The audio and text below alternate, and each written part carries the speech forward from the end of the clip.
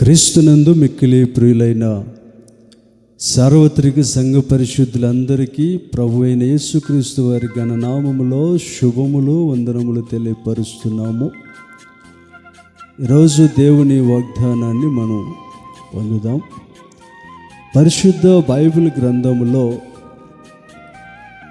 42వ కీర్తనలో కీర్తనకారుడు కొరహు కుమారుల ద్వారా ఒక శ్రేష్టమైనటువంటి మాట దేవుడు తెలియపరుస్తూ ఉన్నారు. దుప్పి నీటి వాగుల కొరకు ఆశపడినట్లు దేవా, నీ కొరకు నా ప్రాణము ఆశపడుచున్నది. నా ప్రాణము దేవుని కొరకు తృష్ణగొనుచున్నది, జీవము గల దేవుని కొరకు తృష్ణగొనుచున్నది. దేవుని సన్నిధికి నేను ఎప్పుడు వచ్చేదను, ఆయన సన్నిధిని నేను ఎప్పుడు కనబడేదను.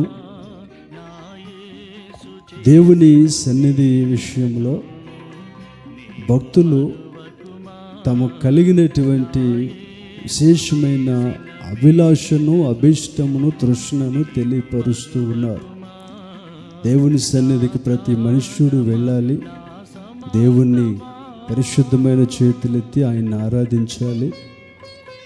అదొక తృష్ణ మనం కలిగి ఉంటే ఆ మహోన్నతుడైన దేవుడు తన విశేషమైన కృపను మనకు సమృద్ధిగా అనుగ్రహించేవాడై ఉన్నారు. దేవుని ఆశీర్వాదం ఇలాగున మనం అందరం పొందుదముగాక. ఆమేన్.